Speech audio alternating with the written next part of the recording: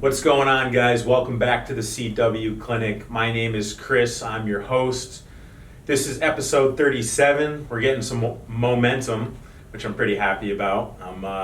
We're about a year and a half into this. I'm excited. I've been bringing special guests on. I happen to have a very special guest with me today. And before I introduce her, I'd like to clarify on why special guests are coming and explaining their journeys and mistakes and passions and their life for everyone to hear about. And it's because I want everyone to be able to learn from other role models, other people, other people's mistakes, and not just from me. I think that at this point in my life, I'm connected to some pretty awesome people, and there's a lot of value that other people can bring, especially from very diverse backgrounds. And you know that my mission to this show is to teach you from my mistakes. So a man or woman can learn from their mistakes. A wise man or woman can learn from other people's mistakes. So, that being said, let me introduce our super duper special guest. I have known her for, easy. 20 plus years? Relax. 25 years? Yeah, at least. 25 years? Yeah, 25. Because I'm 35. And yeah. Something like that, right? Yeah. When did we meet? So no, I had to be in like middle school. Did you always live in Guilford? I'm born in Yale, New Haven, but I grew up in Guilford. The whole time. The whole time. We had to have linked up in Baldwin. It had to have been Baldwin or Adams. It had to have You didn't go to Because you Guilford were- Lakes, right? been. No, right. Where'd you go? I went to Melissa Jones. What the fuck did you go to Jones for? Were you living up north? Yeah. Oh. I was on the Pog. I was on Lake Quanapog. I didn't know this. I was in the boondocks. I thought you grew up where I knew you I lived like in near Guilford Lakes. every part of Guilford. North Guilford, by the lakes, South Hoop Hole Road, by Tommy Wood. Mhm. Me and Tommy Wood would go through the woods and meet each other and play games. That sounds a little weird. We're weird like that. We're weird like that. Kick the can games. We're weird like that. Right. Manhunt. Not like doctor, right? No. So guys, without further ado, this is Angie Legg. What's up? Welcome to the show. The one and only, baby. Yeah, I've known. Thank you so much for having me. Yeah. I'm Listen, very grateful. as am I. And I really look forward to being able to interview you. You bring awesome energy. I've always been a fan of your energy. We've been friends for quite some time. I mean, we've been out of high school for 16 years. Yep. Fucking A. Holy shit, huh? I like it though. And we've been friends since somewhere in there. Somewhere mixed in there. Yeah, Who somewhere. knows when it began? Now, interestingly enough, Angie, at one point, now I'll explain both perspectives here. Actually, I'll say my perspective and then you can say your perspective. We got two different stories and y'all can tell us who you believe The story. because The fucking story goes, you'll hear it. Angie beat me in arm wrestling. The way that I remember it was I hadn't hit puberty yet, okay? We were in middle school and Ange had fucking guns. I remember your biceps. Do you remember? I still have biceps. You still have them, right? Yes. And I don't know what happened, but we were in science class in Adams Middle School and she arm wrestled me and I lost. I remember the outcome. Angie remembers it a different way. So the real story, and I've got people to back me up, But anyways, the real story was, yes, he was jealous of the guns, but it was in high school. It wasn't 7th grade, it was high school. We were grown. That's bullshit. We were grown, and weren't you on the football team? I was. We were grown, and he was on the football team, thank you very much. And this was downstairs in the cafeteria at the round tables. Everybody was around. I forget exactly what triggered the whole thing to go down, but we must have had like 20 people watching. And as soon as it was over, I remember Jess McGrady saying something, whatever. Jesus. It was Jess McGrady and Avesa, and I'm positive. And they're going to be, you girls have to comment and let me know and let Chris know what the real deal is. Yeah, please, ladies. First things first, I hope you're well. What's up, Jess? Definitely let us know your perspective on this story, because I recall it being in Adams Middle School, and I was much younger than high school. I was like 12 or 13 or something. Oh my god, but I love it, but it was fun. But we agree that I lost. I think everybody would agree that you lost.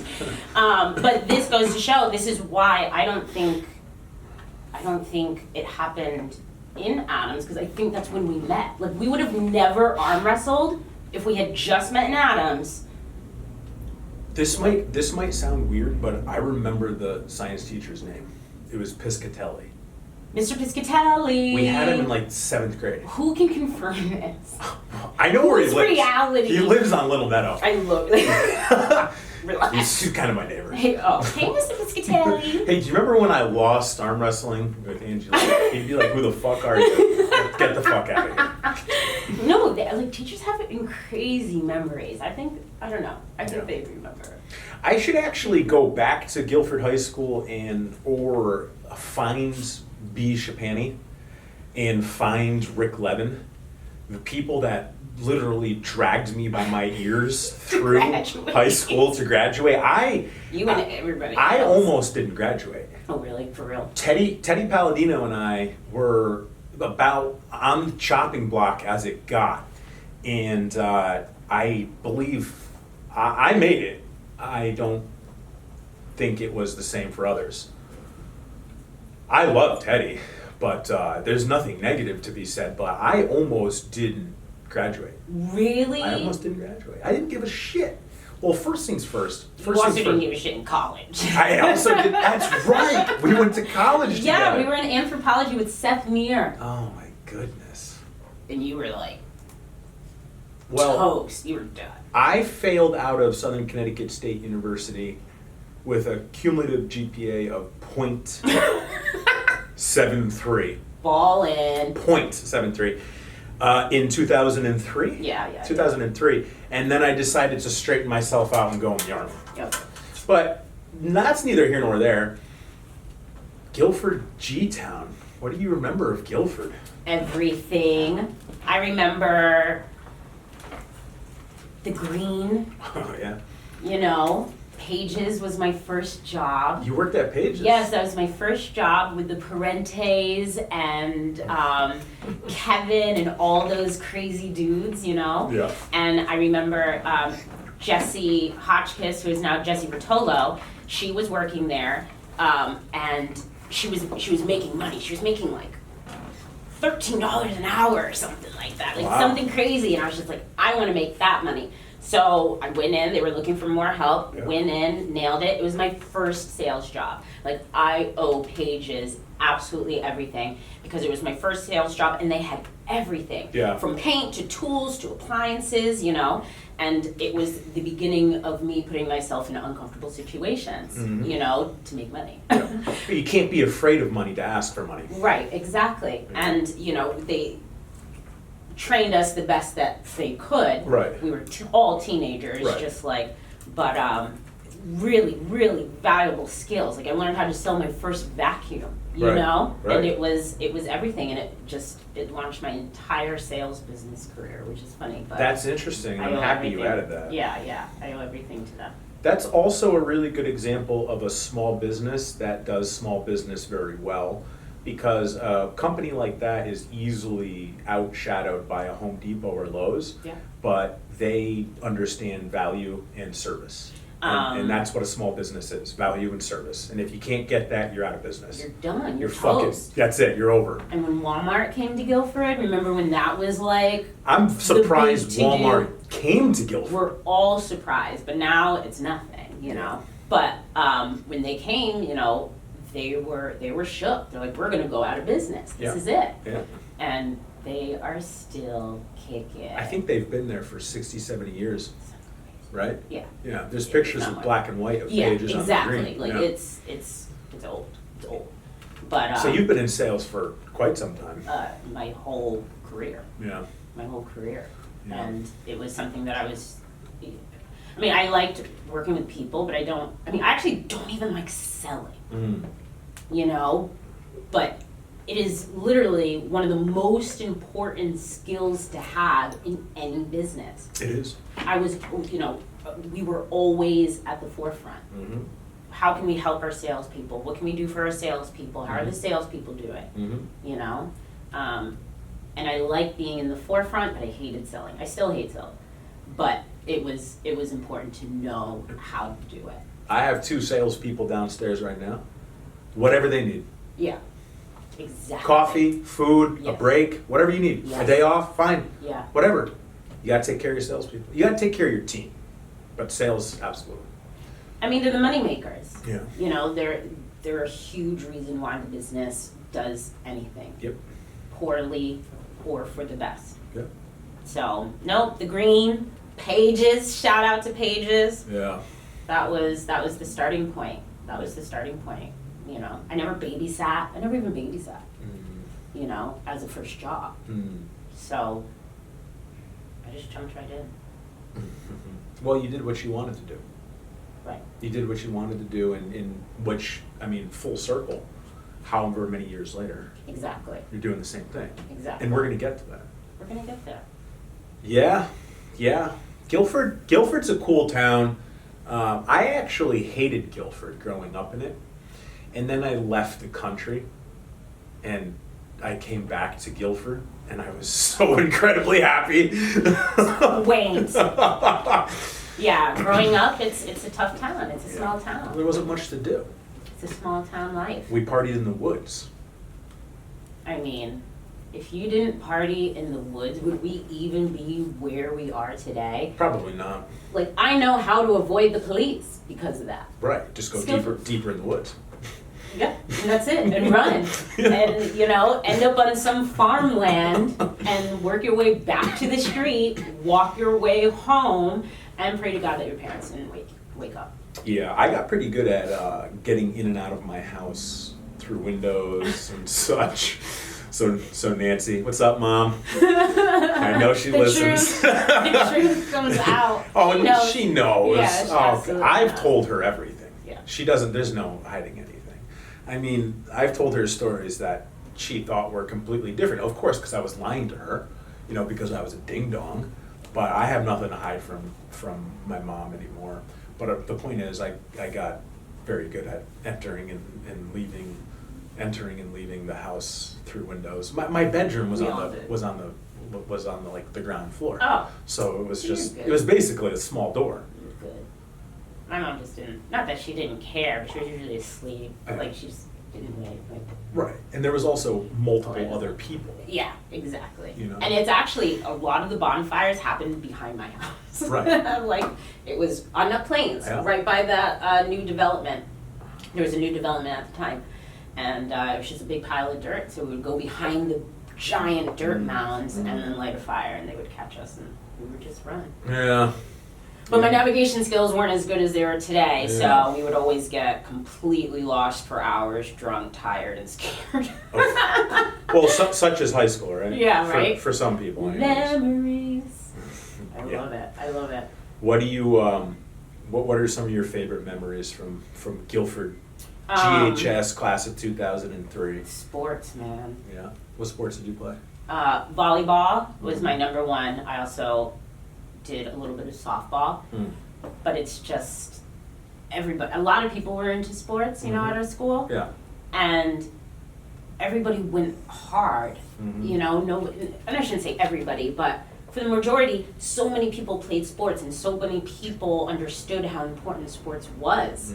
And when similar energies come together, it just creates a like bomb, you know, an explosion of energy to the universe that comes right back down immediately.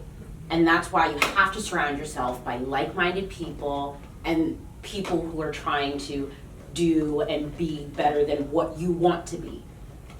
Be better than what you want to be and hang around those people. 100%. Nobody has enough energy. No. For all these people. No, and I think it's really important to learn to protect your energy. You know, first understanding that we all have energy, all of us. And, you know, that feeling at 2 o'clock in the afternoon when you're tired might not necessarily be because you need another cup of coffee. Right. Your energy is just not allocated correctly. It's all over the place, or there's not enough, or yes, you need your sleep. Yes, you need to be healthy. Yes, you need to drink water. Yes. But you also need to be able to allocate your energy correctly. Yeah. And I talk about this all the time, but I don't know if we've had this conversation, but the first thing I do in the morning is harness my energy. First thing, meditate, read, journal, meditate, whatever, at least once of those 3, read, meditate, journal. Right. The first few hours I'm awake, I usually do not speak to humans because I'm channeling my energy.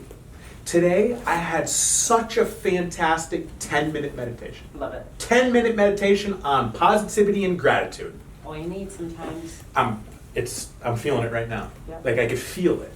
And that's harnessing your energy. And if you can recognize that you have energy to harness, that's the first step. The second step is understanding where to allocate your energy. Yeah, it's the hard. Third step is cutting out who doesn't need your energy. So, I think the hardest thing is when you have to cut out your friends. Yeah. That's, tough. Yeah. Have you had to do it? Do you know how many friends I have? 3. Honestly, Yeah. I have like 3 solid friends. I get it. No, I know. Yeah, one lives in California. I went to war with him twice. One is in Oxford, right down the street. Guilford class, Aaron Jager. Okay. Aaron. Yeah. I mean, and my dog. These are people that I talk to on a weekly basis. Right. They're my fucking friends. Yeah. You know what I mean? Family. They're family at this point. I've cut out so many people. Not that I don't like them. They just don't get my energy. Have you had to do it? I've had to do it to family. Yeah. To friends. Mm-hmm. Co-workers. Yep.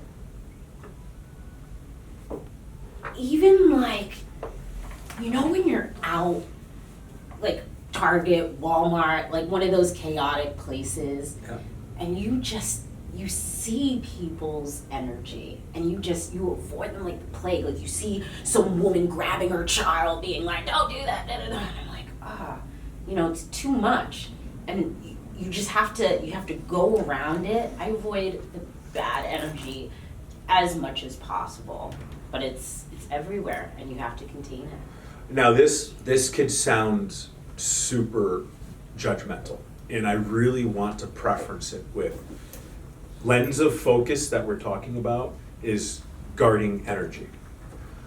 I will not go to Walmart. I get it. I know. I get it. I will not go to Target. Not because I don't like the companies. I just can't be around it. Yeah. I can't be around that type of shit. And it has nothing to do with anybody in particular. I just don't want to be around it because it fucking sucks my energy. It's bad. And I need to be shit hot. Yeah. 14 hours a day. Yeah. So if my shit is not hot, something's wrong. But it's hard to cut family out, and I've had to do it on multiple occasions, and most people don't understand why some of us do.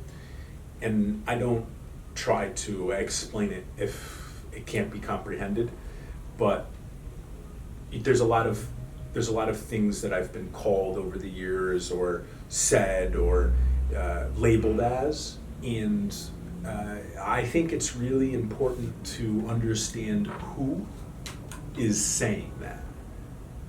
And I never think that I'm better than anyone, but I don't walk around like I'm better than people. But what I do know is I have accomplished more. And criticism from someone that's not in a good place in life is for the fucking birds. And that's just what it comes down to. And it's hard to hear shit like that from your family, from your best friends. But it has to be done. It does. For you and for them. It's funny, this topic comes up on every show. It really does. Because it's important. It is really important. And it's real, and there are people out there struggling and deciding. I mean, some people's parents. Some people have to cut out their parents. A lot of Their times it is the fucking parents. It's hard to see. It's hard to see. It is. It really is. Like 85% of the time. Especially in like, because there's a lot of cultures that are just aggressive. Mm-hmm. Like the Italian Like culture. Italians, yeah. Yeah, Like me, 100%. It's just a demeaning culture. It is. And their children are suffering. Mm-hmm. And they're my friends, and I have to listen to it. Mm-hmm. And I'm trying to, I'm actually talking about a specific person right now, but I'm trying to get her to do the things that we do, Mm-hmm. which is the morning routine, Mm-hmm. the cutting out the people. Mm-hmm.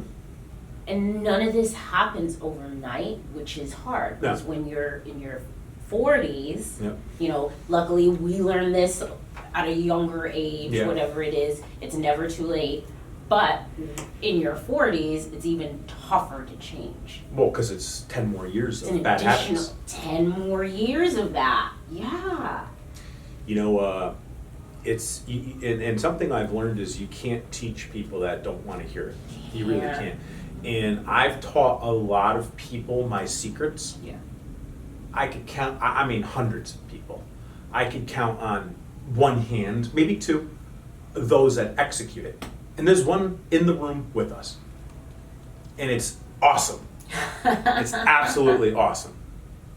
That's awesome. She doesn't have a mic though. No. Anyways, yeah, you know, I was 31 when I bought this gym, and I realized that I needed a lot of inner work, and I started figuring it out. And I've been a student of self-education and self-development for coming on 3-4 years. Yeah. And my life has changed for such a good Tenfold. fucking way, 100-fold. Yeah. I mean, I like the things that I get to do and the things that happen on my day-to-day, my skin crawls with gratitude. Yeah. Well, the only reason why that shit happens is because my inner work has been getting worked on. My inner work was a mess before that, and I didn't realize it, but the point isn't about me right now. The point is, guys, I really want to talk to the audience in the sense, listen to Angie. Every time I bring someone on the show, it's similar mindsets. It's, we've got fucking backbones. We get shit fucking done. If we want it, we go and take it. We're not making excuses for ourselves. There's plenty of shit Angie could play victim for. There's plenty of shit I could play victim for. The point is, learn. If we're all talking about the same things, it's because it's what works. It's hard. It takes time. It might take you years to see a result, even a pinch of result, but it works. And I think that's the hardest thing for people. Yeah. Is that it doesn't happen overnight. Yep. Yeah. For adults, kids, like this isn't just a millennial No, it's not. thing. No. And they're getting so much flack for it. But look who raised these millennials. Yeah. And so 100%, it's everybody. Yep. It's everybody, and I think that's the hardest thing. Everybody wants it overnight, and it doesn't happen like that. And I remember when I started first getting into, I'm more spiritual. I wouldn't say too. that I'm religious. I'm spiritual. So I don't know exactly how it all started, but started reading the books, started listening to the YouTube videos. There are certain gurus, we can call them, that I follow and was following. And it led me to this place, and I got to a point where I was meditating every single morning for a solid hour. Holy And shit. Solid hour. You could do an hour? I would, yeah. Holy shit. Oh no, 100%. Wow. And I mean, it would take me to a whole nother universe. Mhm. And what happened was I was in a job that I liked. I wasn't looking for another job, but one of my dreams was to live in New York City. Always a Yes, vision I of remember mine. this. Yep. Always, always, always. Didn't you live there? Yes. Yeah.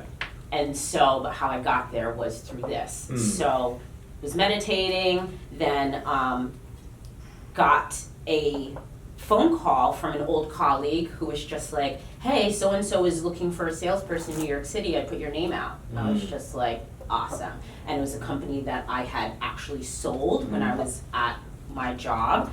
So I was very familiar with the products, it was perfect. Went to the interview in New York City, met the president and future manager, got hired on the spot. That doesn't surprise me. Never happened in my entire life, but got hired on the spot. Then they waited like 6-7 months to actually get me to New York City. Mm-hmm.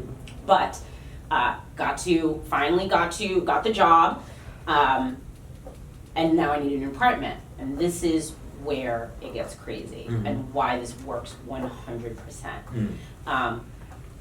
Looking for an apartment, I had just started getting into the New Haven music scene, and I had met this guitarist named Butch, and he was a really nice guy, no big deal.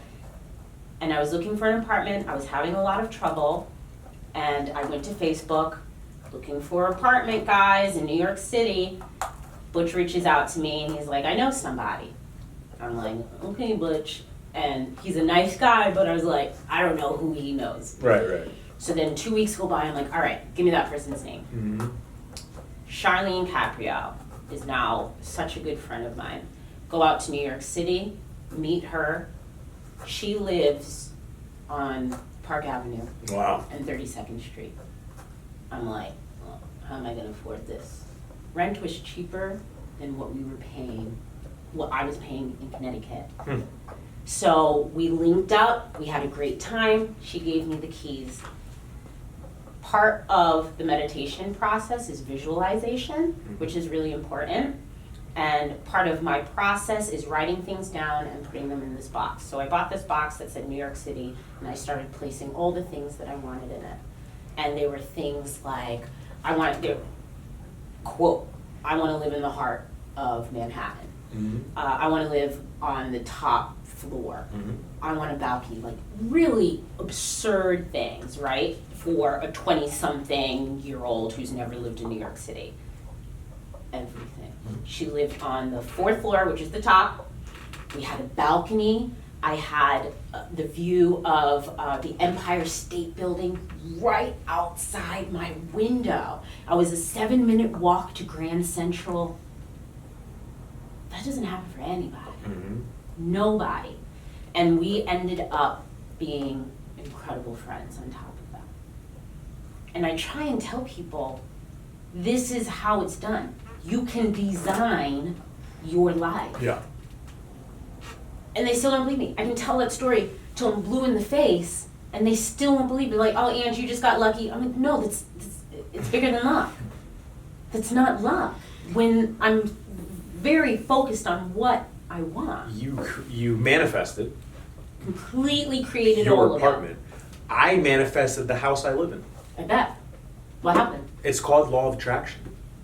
People fucking think it's bullshit because they don't want to put the work in that it takes to put everything you want on a piece of paper. For how long? I mean, sometimes it happens immediately. But it does. Quick manifestations, but the apartment, Oh, so the apartment was, a while. it was months. Months, every Yeah. day, you were putting it in your New York box, right? Right, exactly. Right. So every single day, I wanted out of West Haven. Here I am, 33 years old, right? Writing in my journal every morning, Yeah. the ideal house that I want. Ideal. Everything that I wanted. Everything. I wanted marble. I wanted granite. I wanted a garage. I wanted Give a it all to me. yard. I wanted a huge walk-in master closet, a huge master bathroom. I wanted everything, right? Guess what? Only took about 3-4 months of writing that every single fucking day while I was house shopping. I was house shopping the whole time. And you know what? Just to get to the point to where I could afford my second house and get out of West Haven wasn't easy Right. with taxes and such. But the point is, I knew what I wanted and I wrote it down every day in my journal, which is your box. Same thing. And every single day, every single day, every single day. Also, every single day I do visualization work. Some people do it before they go to sleep. I do it in the morning. Same. I write in my journal for however long it takes, usually 20 to 40 minutes, depending on what needs to be written. And then I set my phone for 10 minutes, and I do vision work. And I visualize exactly what I want. We're sitting in a manifestation. We're sitting in my gym. We're sitting in my lifelong goal, right? At that time. Yeah. So what you said is exactly the truth. It's hard. People don't want to do it. They don't want to believe in it. And speaking to you guys directly, this is not the first time that law of attraction has come up on the show. It's probably the dozenth time. And we've actually had an episode on it. Marianne, can you look it up? It's not the episode with Bree where we talk about relationships, but it's about what she does. Special guest Bree, I'd say it's 10, maybe 15th episode. Can you find that for us? Bree, my girlfriend, coaches specifically women to empower them to be able to use this to better their lives. And feminine energies as well. It's intertwined. But the point behind it is, guys, if you're listening to this and this is the 15th time we've talked about it, it's because it works. You just need to have patience. You need to stay focused. What do you say? I mean, a lot of people just think it's hocus pocus. Yeah. And that's kind of how they were raised. It all goes back to how you were raised. Now, you still have the ability to snap back into it, readjust your mindset, but the people who don't want you to know about the law of attraction are the ones telling you that it's hocus pocus. They're guarding the secret. Completely. Yeah, that's too bad. That shouldn't be. Now, if you want to learn about the law of attraction, I see a lot of books up here, Chris, but I don't see really old books. So, and I should have brought one, but you gave me a book, I'm gonna give you a book. Maybe it's because I'm reading it right now. No, I got it. Okay. Because I'm reading old law of attraction. Catherine Ponder. I haven't heard. 30s. Yeah, exactly. Dale Carnegie, 30s. And the books are this thin. Yeah. And there's no filler. There's so much filler in books today that I can speed read. I learned how to speed read through books because there's so much filler. I thought I had to read every single word, but there's so much filler. And these really old time books, they take you there and they will tell you and break down everything. You don't see them in bookstores. These books, I have to I have to search for them. Did you know research. there's a section in Barnes and Noble for it? Really? Yeah, I didn't know this until the last time I went. What do you mean? Transformation.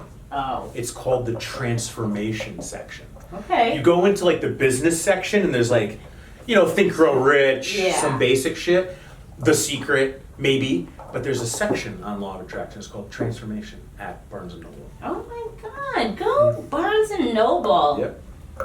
Listen, everybody needs to take a trip to the bookstore. I mean, if you can't afford the books, go to Goodwill and go through all of those books. Send me an email. I'll send you one. So whatever the deal is, find the books. Read.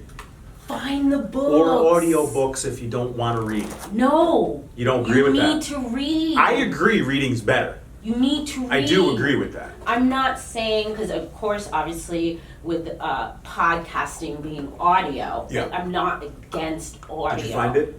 I can't find it, but I'd have to like actually listen to it to find it. It's the one with Brie. It doesn't say, it only says the personal relationship is the one with Brie. Special guest, no? There's no special Okay. guessing. Yeah, I'll find I it. didn't mean to interrupt you. No, that's okay. I don't even know where it was. We're just getting hot. We're just going on. Yeah. And realistically, Oh, Yeah. gotta read. you gotta fucking read. That's you the have to read. point. You have to actually read the words. You have to have the You do. book in your hands You do. because it's the energy. Yeah. The energy that this person put into the book to write it, Yeah. you will be receiving that in your hands as 100%. well. While you are reading. I mean, it's all part of the transitioning process is, having it in your hands. Yep. Reading the words. And for those of you listening that know me and Angie personally, and have known me for how long that we've known each other, my name and book was never would not, Same. not be in the same sentence.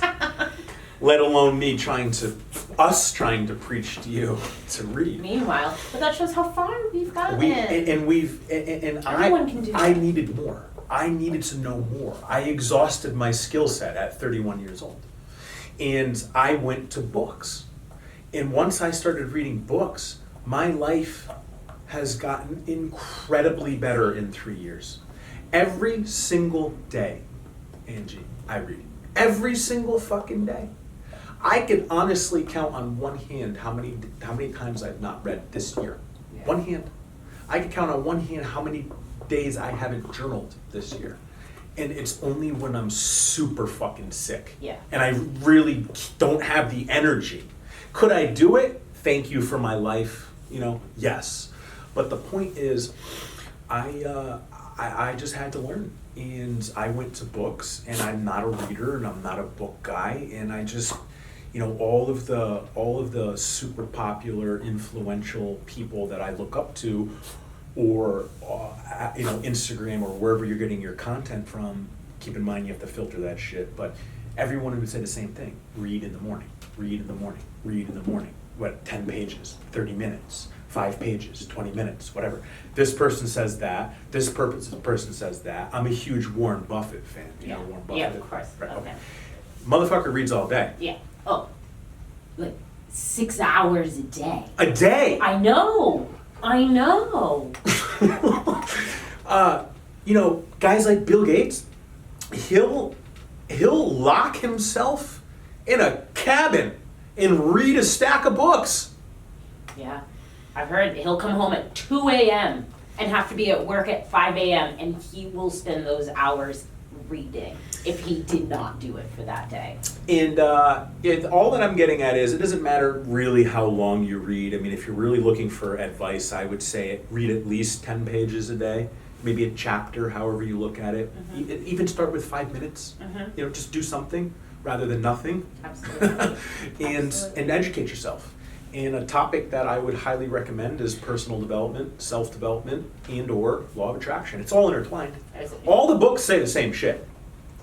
They all say the same shit by different authors. That's why there's so much filler these days. That's what I'm saying. It's all the same. It is. It's the same. It's all the same. But, I think what's important is how the delivery is always different. Yeah. And I know that I relate to other books better than other books. Mm-hmm. And I get other people, how they explain things better. So don't give up. If the first book isn't really working out, you're falling asleep reading it because it's not interesting, stay in the same category. Mm-hmm. Just try another book. Try another author. Mm-hmm. Try something a little bit different. I mean, reading is just super, super important. Read your books, guys. Listen, let's talk to you a little bit about you. Switch it up. Switch it up. That was all very good advice that people could pay us to teach them. But we just want everyone to know our secrets and how we've progressed through life. Everyone on the show is successful. Everyone on the show has something to add to this world. Everyone on this show is a teacher to a degree. And I want to ask you, Angie, specifically who you are. Who are you? I know, that's a tough one. It's complicated. It's a tough one. It's complicated. And in my specific life, so long story short, it's really complicated. So long story short, born in Miami. Was born premature. I was about 3 pounds. Died twice within the first 24 hours. You did? I was born. Were you in the NICU? I was in the NICU. Wow. I had to have a life or death surgery as a baby. As a 3 month. Huh? Was it right? Oh. No. It was my belly. Oh. And I made it alive. I spent 4 months in the hospital. And my birth mother had to make a decision. Mm. She was this beautiful Haitian woman, and she immigrated from Haiti. And Jacksonville Hospital in Florida, they are kind of like a donation hospital where anybody can go, even if you don't have, health insurance. And there's just something very, very special about them. I forget exactly what type of business that is. But it's like one of the top 5 hospitals in the U.S. still to this day. Mm. So they saved my life. My birth mother had to decide to either put me up for adoption and save my life, or take me home and I would die. When I left that hospital in '84, I had over $100,000 worth of medical bills in the 80s. Wow. So she had to make that really, really, really tough decision. But because of that, one of the nurses, I was a cute baby, I will say that. One of the nurses at the NICU, despite being tubed up, sick, practically dead, she was like, I want to foster this child and take her home. So she did. And the day after Christmas, I went home. Is that Pam? Not yet. Okay. Which is crazy. My bad. No, I know. Yeah. And that's why. And so, again, I'm going to speed it up a little bit. She takes me home, and that's the most important part. Well, no, this is important. This is important. Tell your story. Well, and it's a really long Right, story. it's It's a really long story. So I go home, and home is the nurse who is going to foster me, Mary Ellen, her nanny, Pam, and my 2 brothers. Got it. And I went home. I slept for 4 days because I was exhausted. And then I started my amazing life with my family. And in 1985, they went to the court system and tried to make it full-time. They wanted to adopt me. And Miami said no. And they said no because I was black and they were white. In 85. Yes. Your It was adopting illegal. family? Yes. It was Was that a illegal. thing? Yeah. It was illegal? It was illegal. It's still illegal in some states. Are you- Yes. Interracial adoption, How the especially. fuck is that still something? It's huge. First things first, how the fuck was it in the first place? But how the fuck is it still now? Because there are many groups, many cultural groups, that feel that a white person can't raise a black baby. There I'm like are- dumbfounded right now. I'm sorry. No, it's a huge debate, and I see both sides. I can see both sides. I'm just surprised. Because I lived it. But I also had an incredible family and an incredible life. It's not like that for everybody. So they said no, And then they started planning their exit strategy. Connecticut was a great state because they did allow adoption. It was closer to a lot of my family. I had family in Connecticut, a lot of family in Maine. And so that was the exit plan. So we took their money, we took their foster money for the next 4 years. And over that period, I really, really became quite attached to the nanny, Pam. We had a very special relationship. On top of the fact that Mary Ellen, the nurse, was working nights, and has a crazy schedule, so I was spending a lot of time with Pam, but we just had an undeniable connection. So my mom, Pam, she's from England. She was literally straight an English nanny. Came right off the boat. Literally came off the boat. It was amazing. Yeah. It's amazing. Yeah. And, she had so much love in her heart, and it healed me. So my mom didn't have any family here, wasn't married, didn't have kids, and she was like, this little girl, was sent for me. So Mary Ellen, the nurse, said, yeah, for sure. So when we move, you're going to be the one to adopt her. And so then 4 years later, had a great life in Miami. 4 years later, we moved to Connecticut. My aunt, who is the nurse, I call her my aunt now. Yeah, that makes sense. Yeah. I kept her 2 boys as my brothers, and their family is now my family. Got it. Because my mom's family is over in England. So they were like, this little girl needs a family. We're just gonna keep it the way that it is. We love her. Yeah, totally cool. And we went to, my aunt got a job at Yale, at the NICU. I had, at 5 years old, I had another surgery, and it could have gone either way. I could have lived or I could have died. And Dr. Teddy Bear, I was probably the 2nd or 3rd child that he's ever done this operation on, and I made it again, again. And so Resilient.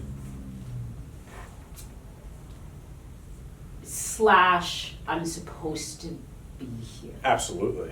for whatever reason, still trying to figure it out, so on and so forth. But it's definitely a deep reminder. So, when you ask who I am, I'm a young Black woman who grew up in a white family. Yeah. So I'm always asking myself who I am. I didn't grow up looking at my eyes, my ears, my mouth, and my nose. I grew up looking at somebody who looked absolutely nothing like me. And it was completely normal in my brain, other people didn't think it was normal. And other people, I had to normalize. Oh yeah, one of them was people. me. I didn't know. Yeah. I was like, what the fuck? Well, How? I don't understand. Yeah. What? You look at the Exactly. tatties? Like, I don't get it. Right. Right? Exactly. But then again, I was an idiot, and I was like, what, 13? Like, we don't know shit. Right. And I didn't know what the questions even meant. I just answered them. Right. And like I said, I was just trying to normalize it because it was completely normal to me. And, my family never hid anything from me. Yeah. I knew I was adopted. It wasn't like, a surprise. And they did everything that they could. Yeah. But they were still raising a Black baby. Yeah. And so I was ashy all the time. My hair was a mess. Like, oh my God. I don't even, my elbows, my knees. Kneecaps. Nobody knew what to do with this baby. Okay, can I ask an ignorant question? Go for it. What the fuck is ash? Is it dry skin? Yes. Okay. All right.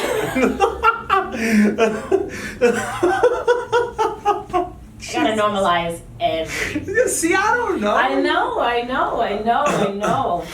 But it's, who am I? So I didn't really know. I always was just who I was. Yeah. And so then in 2008, my biological sister found me. You know? Yeah, you went and And met all that- your family, right? And that rocked my universe. You went to Haiti? Yes, not actually to meet my family, Oh. but I did go to Haiti, and I traveled a lot with my family. But my sister was an exact replication of me. She's actually way more beautiful than me, but she's beautiful. She's super smart. We're both divas. Yeah. Walk the walk, talk the talk. Are you guys twins? No, she's like 2 or 3 years younger than me. Late 30s. Oh, Yeah, early yeah, 30s. early 30s, yeah. And she found me, and I met my whole entire family. Holy shit. So I looked exactly like my mom. Go figure. More than her, more than my brother. Like, I was my mother. Yeah. And when I first met my sister and I opened the door to my apartment, she she was just stunned, more stunned at how much I looked like our mom. Mm-hmm. And so then we went to the DR. I ended up at DR. Oh, yeah. I know. They're the same but different. Is it the same islands? It's the same It's island. islands. But the cultures are so completely different. It's a whole nother world. Yeah. It's a whole nother world. Well, it's like Greek and Italian, similar. Right, exactly. So like But right they next to hate each other, but we hate each other and we're completely different. Completely. Yeah. Completely different languages, dialects, everything. So that's where my father was, and I didn't know that I had a father. Mm. And then I met my only true blood brother, same father, same mother. And I met half-brothers, cousins, aunts, uncles. And I realized after that trip, my father, he's an incredible artist. He's a painter. Yeah. Incredible. Sells all over the world, very respected in Santo Domingo. And met my brother. He is a film producer, director, actor. My other half-brother is an architect. My mother was a entrepreneur. She had a little boutique in Miami. Fuck yeah. All of that is who I am, and I didn't even need them around me to know that's who I was. Mm. Want to be an entrepreneur, just like my mom. Went to interior design school and architecture school, just like my brother. Just finished production and film school, just like my other brother. Yeah. Like it's in your blood or something. It's just, I was my authentic self my entire life. I didn't even need my family there. Right. It was in my blood. Right. And so, but I'm also being at the time, raised by a white family, white culture. Guilford is absolutely white culture. I think It it's was me, 99.8% white. Yeah. Yeah. And so I struggled. Yeah, I think the only other black students were from We had Brooklyn. the ABC students. Right, I think it was Brooklyn The they were girls, from. yeah, Yeah. Brooklyn. And then we had obviously Ben. Oh, yeah. But that's it. We had a couple more as we were like seniors and we didn't. Right, and I'm just really know. merely saying Yeah, out of yeah, a graduating I know. class of Yeah. 300 plus, Yeah, exactly. there's one. Yeah. Right. So it's got to be extraordinarily interesting, to say the least. Interesting. Yeah. I wouldn't say tough. We all loved you. I mean, there were tough things. Do you Of course. remember? What? Do you remember in the hallway? This must have been like 11th grade, junior.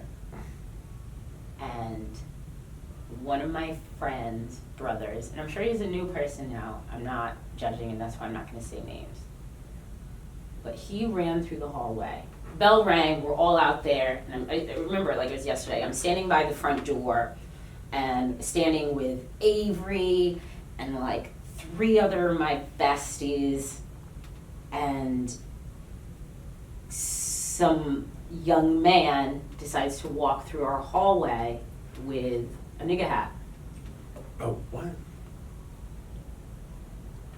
And nothing happened to him. And I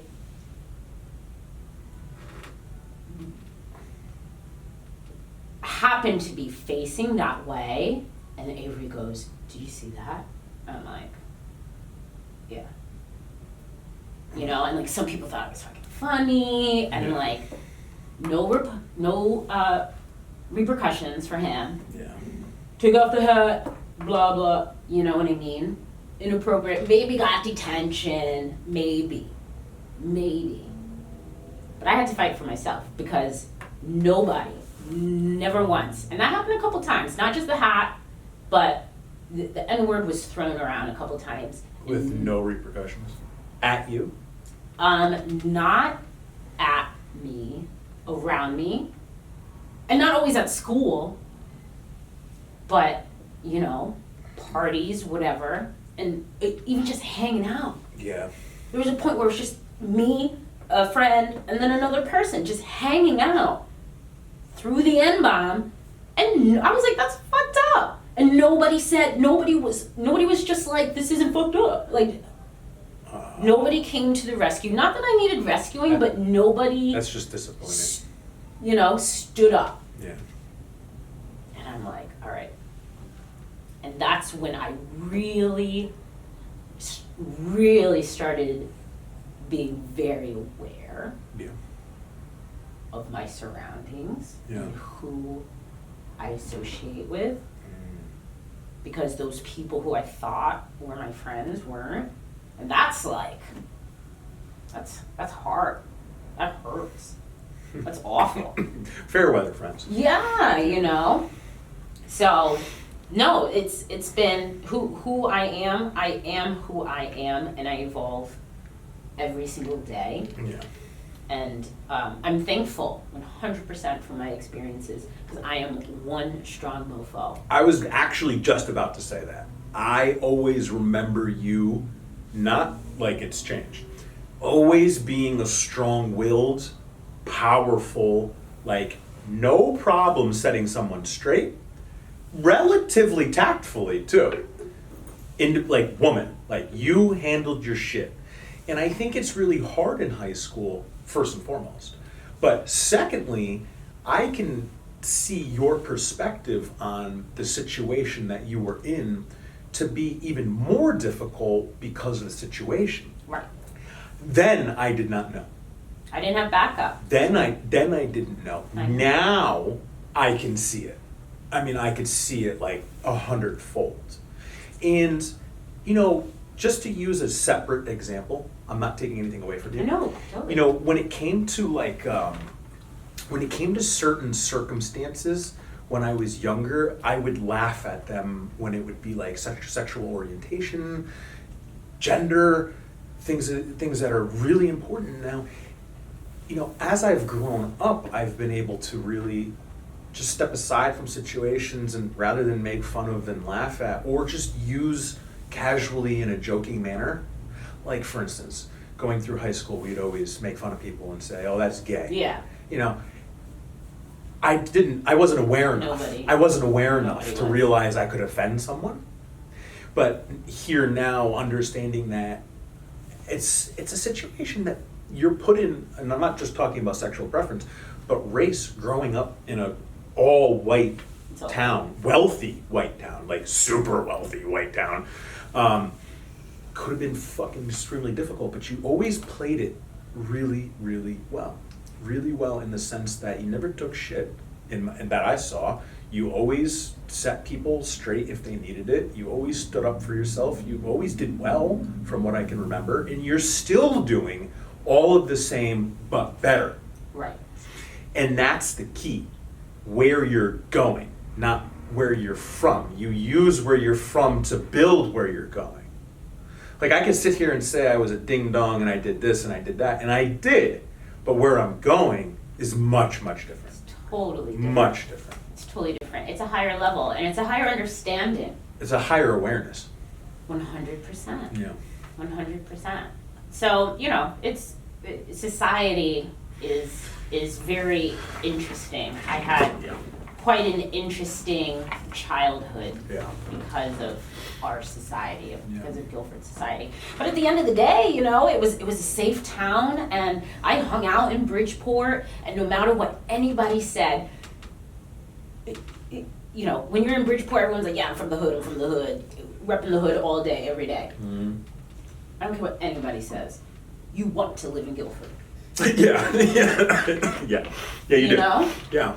And so I was so privileged, and I didn't realize how privileged Neither at did the I. time, but so privileged and so lucky.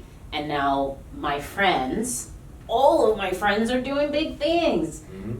You know, I don't have or know a ton of people who just flopped. Mm-hmm.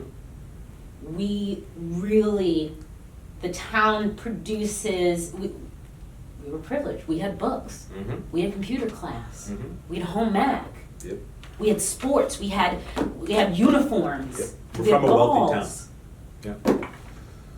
You know, like the former co-host of the show, Stephen Taft. He's a Cross in New Haven. Say what? Cross. I think the name of the school's Cross. Oh, Cross. Yeah. Wilbur Cross. Cross. Yes, Wilbur Cross. High school teacher. You know, dude. I have to I donate my old laptops to him for his students. When I was 18, I wrote a bucket list, I guess you could call it, of 25 things, and I refer to that list almost, not every single day, but I look at it every year solidly because it has things like go to Haiti, meet my real family, send my kids to college, you know, just, I was 18, I was like, this is what I want to do with my life. But what else was also on those things was go to the Grammys. You told me about that. A couple other things, and so 2019 got really shook. My mom moved in with me. She's doing great, but I absolutely need to start taking care of her in different ways. And so I resigned, and now looking towards 2020, I'm launching my media and entertainment company. Yes. I'm starting my podcast. Yes. Womenology, and it's about, you know, modern women in today's society. It's very important. We have a lot of hot topics, but I will eventually launch other podcasts and produce them. And I'm also working on my own ability to be an entertainer. Mm-hmm. So You've been singing for a while, right? I have trained. I was trained as an opera singer, and and it took me, when I was training. This is probably like the most sensitive topic for me because I'm still working towards it and my ability to be okay with it. But singing is a huge passion. And when I was training and I had my first concert, it was the most terrifying thing of my life. I believe it. The most terrifying thing of my life. And I just had to keep doing it and keep doing it. And so then I stopped. And last year, one of the things on my list was go to the Greek Islands. Ooh. And I'd seen on a calendar a picture of Greece one day, and my heart just, and I've been obsessed with it ever since. So timing is everything. My roommate from New York, Charlene, the one from Park Avenue, this is how crazy the world goes, right? So she goes to this incredible island called Icaria in Greece. So it's been years since I've lived with her. She does these tours in Greece. And I said, Charlene, I'm going with you. So we take scuba diving lessons together. Yeah, we're going to make this a whole thing. And so then she emails me one day and she's just like, oh, there's not a lot of people signing up. I don't know if, you know, this is actually going to happen. And I'd already booked my tickets. So I started looking on the internet for what I can do in Greece during that time. and I forget the exact dates, but I fly in day 1, leave, day 10, and there is a retreat on this incredible island called Skiros in Greece. And the retreat was literally started the day after I flew in and ended the day before I left. Wow. So I booked it. And at this retreat, what was so interesting about it wasn't just like a yoga retreat. It had everything. Rock climbing, wind sailing, writing, singing, dancing, improv, everything. And It's like an all-inclusive resort. Yeah. But it was bare bones. Some people were in huts. It was absolutely stunning. And so I booked it. And getting there is a whole nother story. But most importantly, when I got there, I don't think you would remember this, but I've been drawing this really silly flower since I was in 5th grade. I know what it looks like. Right? Yeah. Just drew it for no reason. Yeah. I get to Greece. It's I funny get how to I this just get a vision resort. of it, yeah. And in the center of the whole resort is this meeting space. Okay, it's just a concrete circle, and it's painted, and the floor is painted, and we're all meeting there for the very, very first time. And I don't know anybody, and it's a little bit chaotic. But I look at the floor, and I'm like, oh, that's a pretty flower. And then you can there's like a little ledge. So I got up on the ledge just because there's a ton of people. Yeah. And I go, holy shit, that's my flower. It's almost like you manifested it. It was my flower. Wow. I was 18 years old when I wrote this list. Mm-hmm.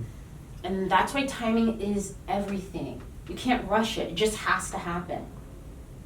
And so I get there and I see this flower and I'm like, oh, this is where I'm supposed to be. This is going to be life-changing. Yeah. And so then there were singing classes, so I took every singing class, and then at the end we had like a talent show. We had a couple of talent shows, and people just died over me, and they were like, you're so talented, this is it, this is you, this is you. I'm like, oh, I don't know, like I'm shaking after, I'm very nervous, and they were like, no, this is you. And we can see it, we can hear it, we can feel it. And it was amazing. And so then we wrote letters to ourselves that they sent to us about a month later. And it was, follow that dream, Ange. Figure it out. You wrote it with that energy. Yeah. Yeah. And so, now I'm a year later, I get it. I get it. And so I'm getting back into it.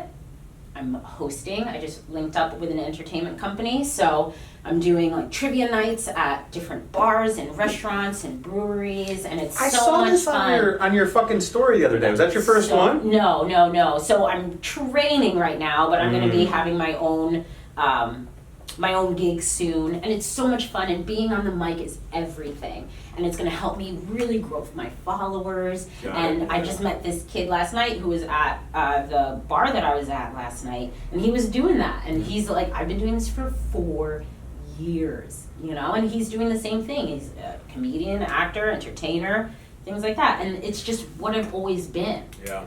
But a lot of people have pushed me away because of society, because that's too hard. That's almost an impossible career. Oh, the naysayers. Yeah. Oh, Jesus, don't listen to them. Yeah. But when you're young, what else are you supposed to do when they're your guidance teachers, guidance counselors, people that you really, really trust and love? That's the formal education system, unfortunately. Yes. It is. It's made to hold you down. So, yeah, I'm on to a lot of new adventures that I'm really, really excited about, and just taking it day by day, getting things in order. I think I really understood that this is the move I wanted to make back in September after I got back from Iceland, and I just knew. I knew this was the path that I needed to take. So I just did it. Don't fucking stop. Not this time. Don't. Not this time. And it's actually kind of scary because I almost hinted it a few months, like back in May. I met up with Kristen Cades, and I was just like, let's do a podcast. I remember this. Yeah. And then, I just posted, I was like, podcast coming soon. And then people were like, well, where do we go? How do we find it? What do we do? And I was just like, oh no, the perfectionist Virgo in me. Oh, yeah. Now is I remember my first episode. people want to listen. People actually really want to listen. Yep. And the expectation, because people's expectations of people like you and me, Yeah. because we're confident, or we appear confident, We get shit done. and we're personable. Yeah, they really expect a lot, and maybe that's just my head. I think that's society. I think it's society in the sense that why not talk about them and what they're doing or not doing correctly? Right. You watch fucking reality TV all day anyways. Right. Well, now we know these people and they're doing something. Why not talk shit? Or maybe add some value. Whoa. Mind blown, right? People love to just talk. They love to have an opinion. And I'm not cutting you off. No, I know. And you're right with the opinion. Something I've learned in my law of attraction journey is to not speak negatively about anyone. Right. Because I was a terrible, habitual, negative speaker of people, or whatever the hell you want to call it, and I didn't even realize it. And I'm sitting there, I'm reading this shit, and I'm putting it into my mind, and I'm like, I need to stop. And because the more negative you speak about other people, the more negative you'll find in your life. You'll get it in return. It'll show up. Turn off the reality shows, turn off the fucking TV, go do something productive. Maybe add some value to your friends that are trying to develop something. Maybe support them, share their status, give them a like, comment on them, ask them how they're doing. Simple. The whole streaming world, the Netflix, the Disney Plus. I haven't had cable since I was 23 years old. Yeah, I don't have cable. No. Why would I waste $150 a month on bullshit? First things first, it's all news and reality It's shows. all bad news. It's all bullshit. All of it is bullshit. Every fucking news station, every reality show is horse shit. You are not the father. Oh my God. He's in Stanford. That's why I love him. Can you imagine that if you guys are disagreeing right now, if you're disagreeing, I understand. But understand that you're being manipulated. Brainwashed. Fucking cancel the cable. Brainwashed. Oh, goodness. But going back to you, Angie, don't fucking stop. You've always been powerful. You are. You are powerful. We all are. We are. Oh, everybody Yeah, is. yeah. But you've recognized it. Correct. And you're harnessing it, and you're doing what you need to be doing. Doing what I gotta do. And I respect that. Go help other people too while you're doing it. And I plan on it. You know? I definitely plan on it. I think I'm a teacher as well. Yeah. I think you told me that Yeah. you found out that you were a teacher, Yeah. and I'm definitely a teacher, and I want to share how I got to where I Yeah. am. Yeah. Mentally Yeah. and emotionally. I'm not 100% there yet, but I'm a lot better neither is than nobody anyone. is. No. Yeah, exactly. But a lot of people. Oprah's not, Warren Buffett's not, Nobody. Bill Gates is not, Obama's not, Trump is not. They're very advanced, Right. but they're not 100%. Right, 100%.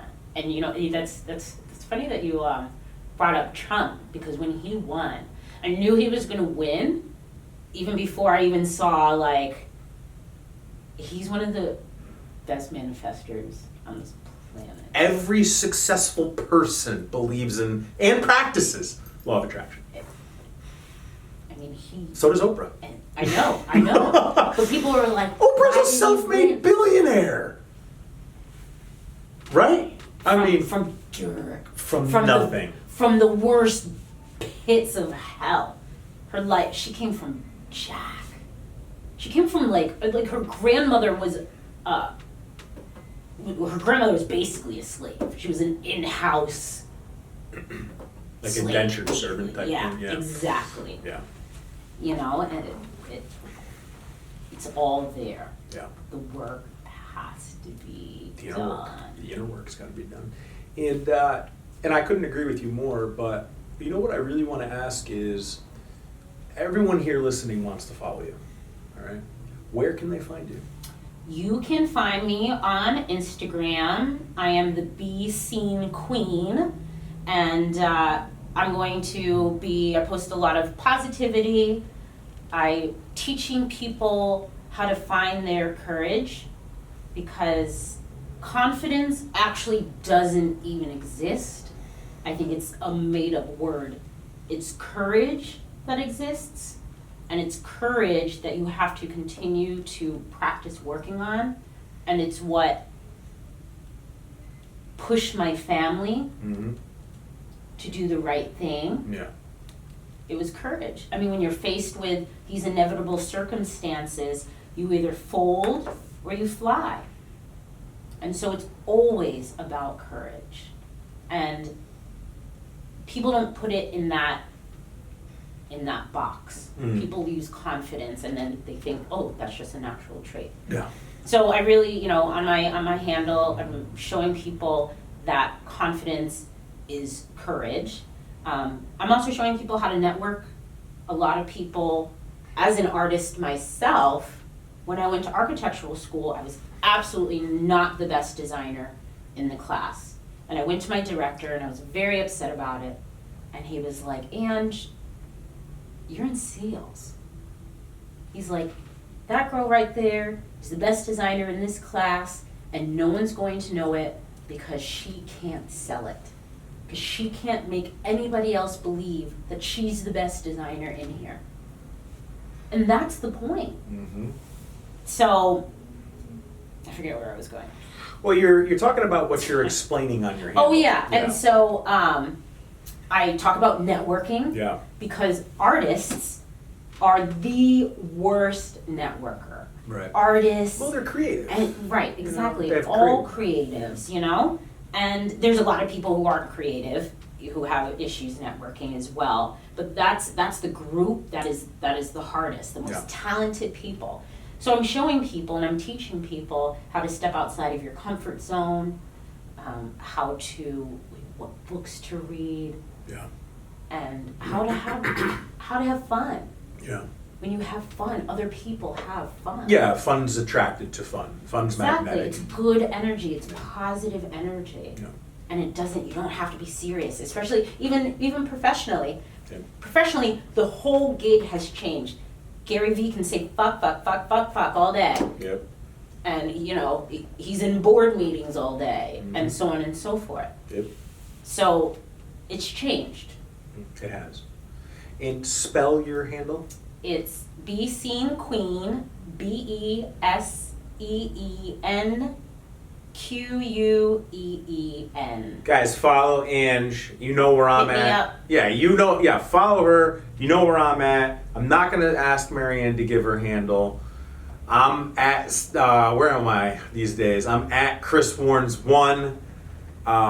Check out my YouTube channel, CW Clinic. And while you're at the YouTube channel, click subscribe. Subscribe, help us out. Also, I really want to thank everyone for their time, for listening. I know this is a longer episode, but there's gold in here. If this message resonates with you on any degree, do two things. We do this for free. We want to help you. So help a friend send this show to someone and leave a review on iTunes for us. Guys, it will literally take you 30 seconds to accomplish both. If this meant anything to you, if you learned anything, if Angie's story resonated with you, send it to someone. Leave a review. Let us know what you think. I appreciate you all. Ange, thank you for being on the show. Thanks so much. I am very, very blessed and grateful to have you as a friend and mentor. I watch you all the time, and it's great to see where you started and where you are now. Thank you. Thank you. Thank you for being my friend.